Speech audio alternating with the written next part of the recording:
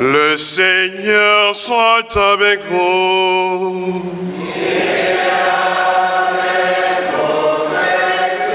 Bonne nouvelle, Jésus-Christ, selon saint Marc.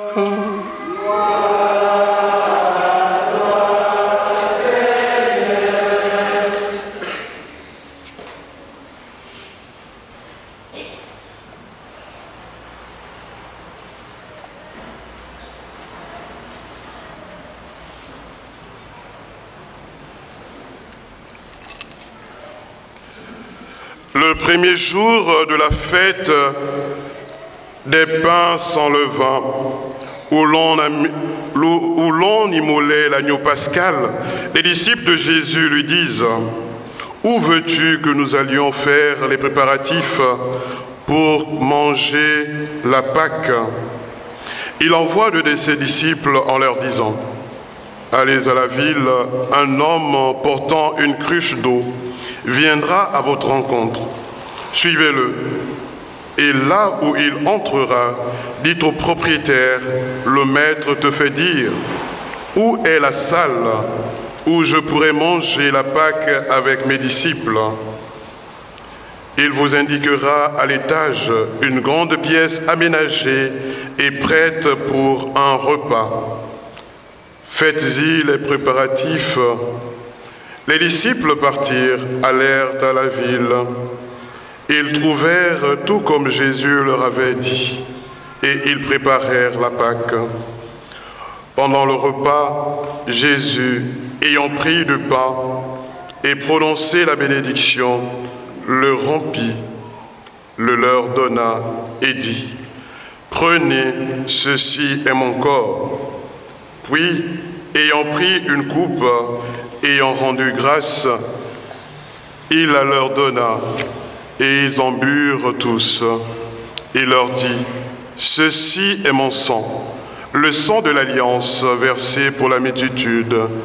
Amen, je vous le dis, je ne boirai plus du fruit de la vigne, jusqu'au jour où je le boirai, nouveau dans le royaume de Dieu. » Après avoir chanté les psaumes, ils partirent pour les monts des Oliviers. Acclamons la parole de Dieu.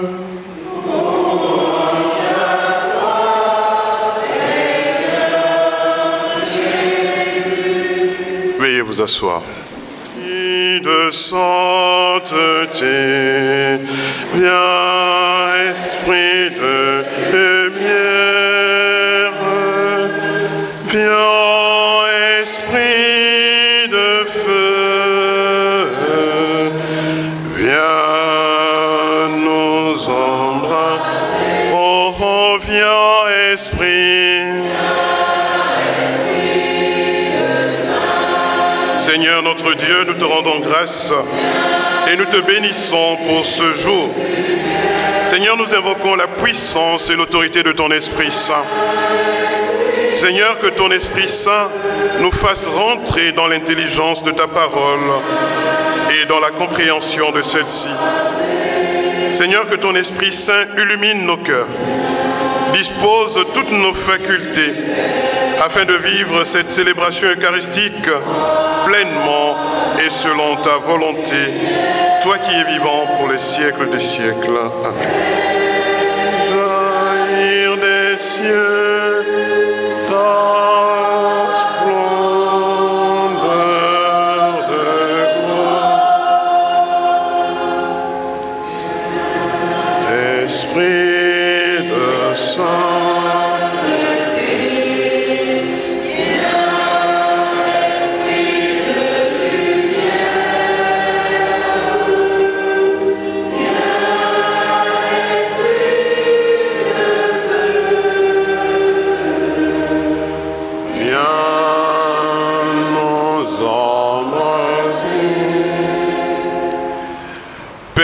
Joie du Christ. Amen. Paix et joie du Christ. Amen. Chers frères et sœurs, aujourd'hui, dans l'Église, nous célébrons la solennité du corps et du sang de notre Seigneur Jésus-Christ. Cette solennité marque dans notre histoire de chrétiens une grande attention. Aujourd'hui, l'Église nous permet de méditer sur la célébration eucharistique, autrement dit. Dans la première lecture tirée du livre de l'Exode, nous voyons Moïse qui, avec le peuple, à travers des paroles, à travers du sang, scelle une alliance avec Dieu. Paix et joie du Christ. Amen. Cette alliance, dans la première lecture, scellée avec Dieu, nous renvoie à trois éléments. Le premier élément, c'est le peuple. Le deuxième élément, c'est la parole, la charte de l'alliance. Et le troisième élément, c'est le sang. Et le sang des animaux. Voilà. Le Seigneur veut sceller une alliance avec son peuple et Moïse, entre autres, est celui-là qui a cette responsabilité et d'introduire le peuple dans cette alliance. Et l'alliance n'est possible qu'avec l'accord même du peuple qui participe à cette alliance. Et le sang qui est ici un symbole puissant pour marquer cette alliance. Et Moïse va répandre le sang sur le peuple. Paix et joie du Christ. Amen. Hier soir, en célébrant cette messe, j'étais en train de dire que le sang, c'est quelque chose de fort. C'est quelque chose de sacré. Et nous voyons bien que dans cette alliance, voilà un rituel. Mais un rituel qui est orienté vers Dieu. Une alliance avec Dieu. Pas une alliance avec les forces du mal, avec les forces des ténèbres. Mais une alliance orientée vers Dieu. Et dans notre vie de tous les jours, dans notre société, nous avons des alliances similaires, mais orientées vers le mal, vers les forces des ténèbres, vers les forces du mal. L'alliance avec Dieu est une alliance de bonheur, une alliance de prospérité, une alliance qui n'a pas de conséquences ou des effets secondaires néfastes. Voilà. Les effets secondaires de l'alliance avec Dieu, c'est les grâces, les bénédictions, la joie, la paix, le bonheur avec Dieu. Voilà. Et Moïse est conscient de cela lorsqu'il fait cette alliance avec le peuple, lorsqu'il traduit cette alliance avec le peuple, parce que le peuple veut vivre une relation profonde avec son Dieu. Tel n'est pas souvent notre cas.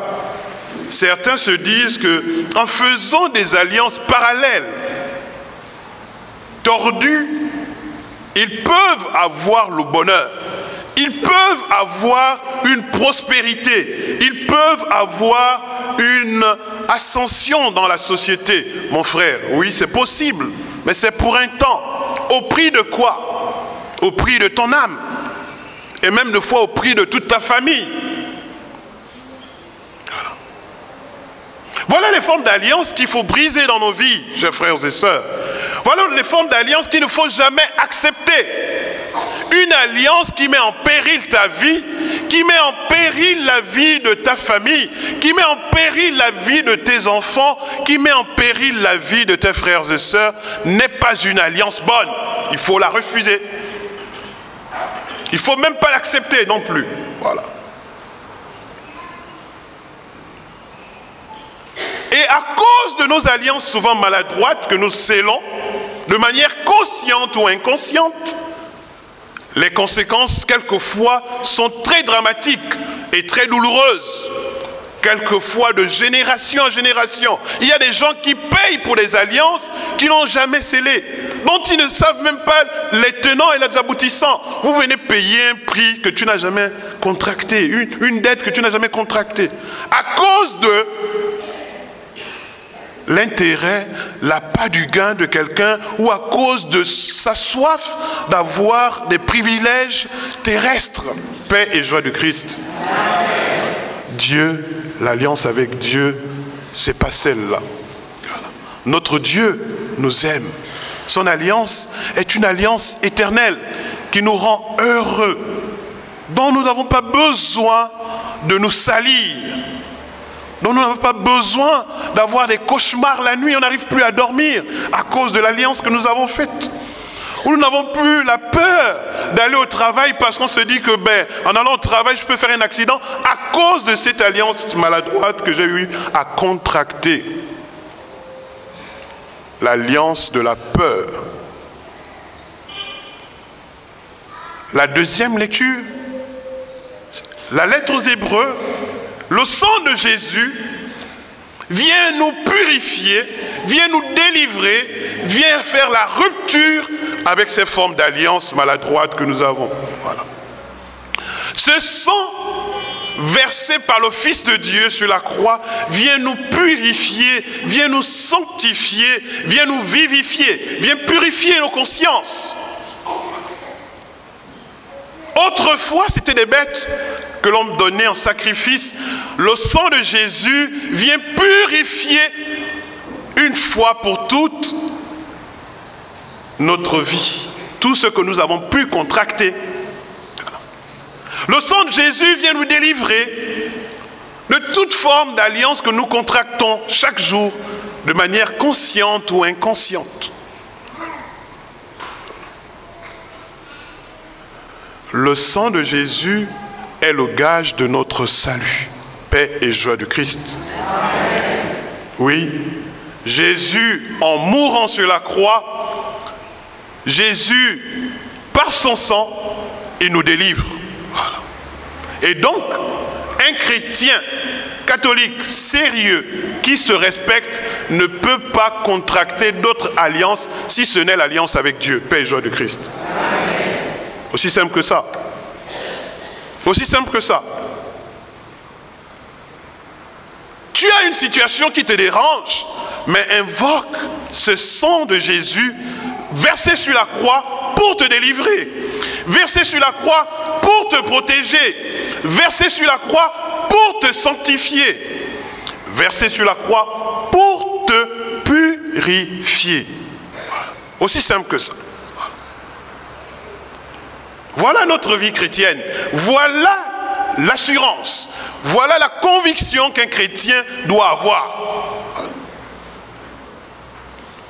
Parce que lorsque tu prends tes deux pieds pour aller contracter une alliance dont tu ne maîtrises pas les tenants et les aboutissants, tu ne sais pas là où tu te mets, dans quelle tombe tu te mets. Voilà. Tu ne sais pas. C'est dangereux, chers frères et sœurs. Voilà, c'est très dangereux. Il y a quelques semaines, il y a quelqu'un qui a failli mourir à cause des alliances, qui est venu me voir dans mon bureau. Voilà. Failli mourir. Nuit blanche, sur nuit blanche. Peur, trouble, traumatisme. À cause des alliances. À cause des alliances. Voilà. Des alliances qu'ils ne maîtrisent pas. Voilà. À cause des alliances. Voilà pourquoi je parle, on peut rentrer dans une alliance de manière consciente ou inconsciente. Voilà. De manière inconsciente, ça veut dire quoi?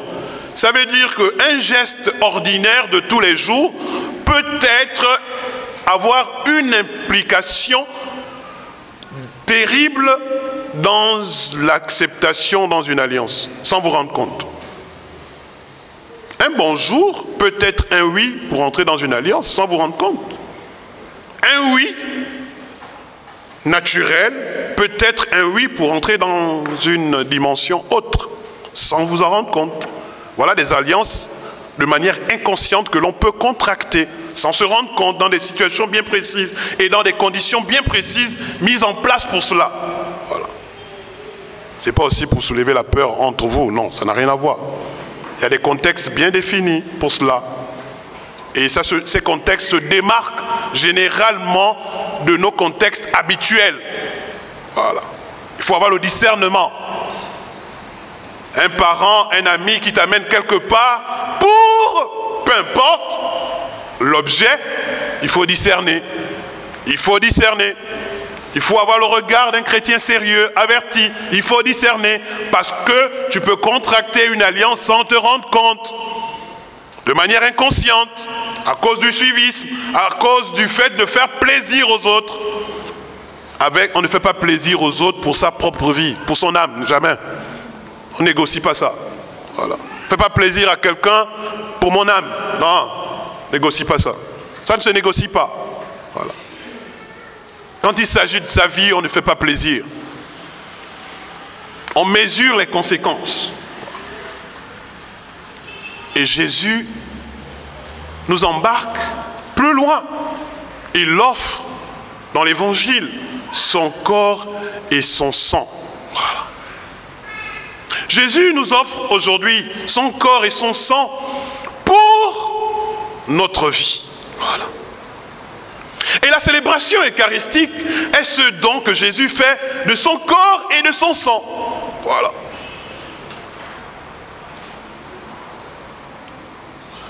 Fêter aujourd'hui le corps et le sang de Jésus, c'est se dire, en tant que chrétien, catholique, sérieux, c'est que je m'engage pleinement, personnellement, en âme et en conscience, de recevoir jour après jour le corps et le sang de Jésus. Je m'inscris dans une alliance perpétuelle de relation avec le corps et le sang de Jésus-Christ.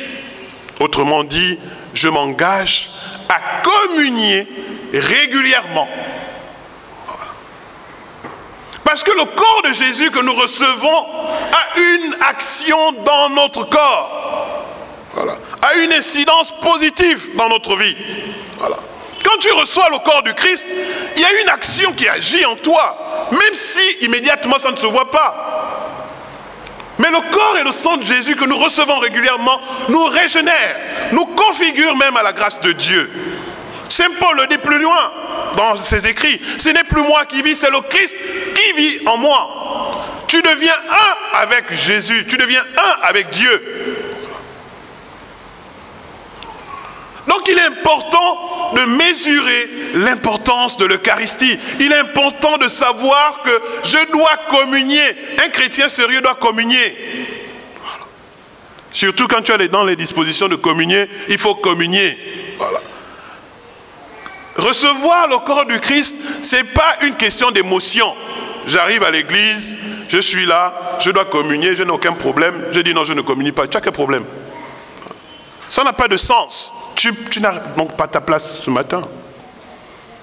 Quand tu as des dispositions, tu as pris toutes les dispositions possibles pour venir à la célébration eucharistique, alors intérieurement, tu dois te préparer à recevoir le corps et le sang du Christ. Parce que ce repas, c'est pour toi, c'est pour te renforcer, c'est pour te vivifier, c'est pour te donner de l'énergie, c'est pour te donner de la force, du tonus, pour aller plus loin. Voilà. Sans fustiger ceux qui ne communient pas, bien sûr. Ça n'a rien à voir. Voilà. Là, je m'adresse à ceux qui communient. Voilà. Donc, aucun jugement de ma part. Voilà. Mais un chrétien qui est dans ces dispositions doit se ressourcer, doit se vivifier. Et le seul moyen, c'est l'Eucharistie, qui est la source et le sommet de toutes nos prières. Voilà. C'est là où nous puisons tout. C'est là où nous puisons tout. Ce que nous banalisons en tant que chrétiens catholiques, les autres savent ce qu'il y a dedans. Ils viennent, ils puisent. Après, nous nous étonnons. Après, nous nous étonnons.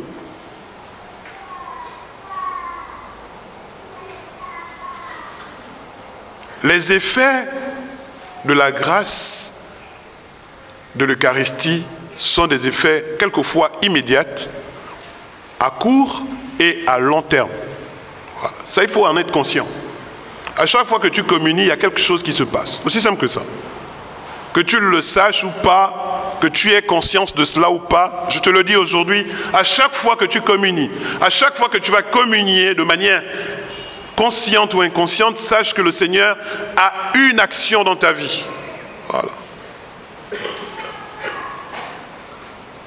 Et un autre effet du corps et le sang de Jésus, c'est la possibilité que l'Église nous offre, jour après jour, de contempler Jésus dans son intégralité dans le Saint-Sacrement. Ça aussi, c'est une expérience à vivre.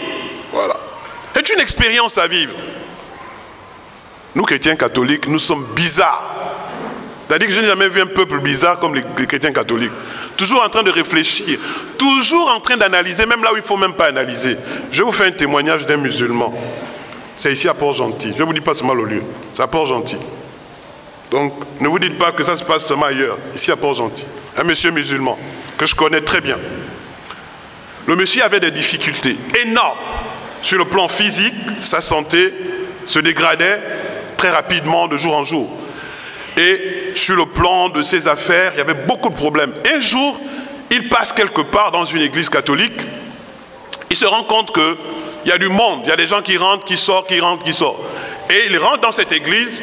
Il trouve des gens couchés, d'autres machins. Il regarde, il est là. Il s'assoit simplement. Il est là assis, il regarde, il est là, il regarde. Il ne sait pas de quoi il est question. C'est musulman. Vrai, dur et formé, sérieux. Ça n'a rien à voir. Il prie à la mosquée. Voilà. Donc, voilà. Il rentre pour la première fois dans l'église comme ça. Il rentre chez lui, 1 heure plus tard. Le lendemain, il se réveille. Le cœur le renvoie là-bas. Il repart. Il va s'asseoir. Toujours le même scénario. Il s'assoit seulement. Il regarde seulement les gens. Il est là, il se regarde. Il ne comprend rien du tout. Il s'assoit, il regarde. Il ressort. Il a fait cet exercice pendant 1 semaine.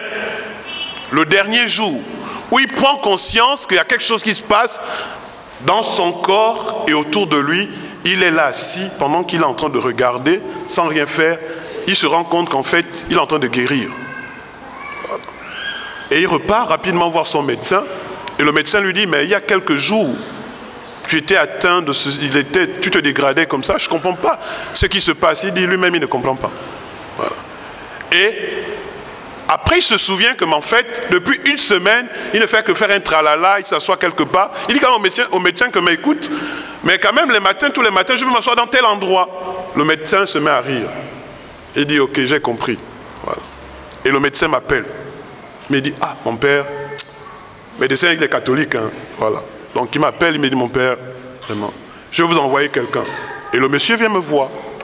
Et c'est là où il me fait son témoignage, pour vous dire, en fait, chaque jour, c'est au Saint-Sacrement que ça s'est passé. Chaque jour, il contemplait la gloire de Dieu à travers le Saint-Sacrement. Et Jésus, présent, était en train d'agir en lui.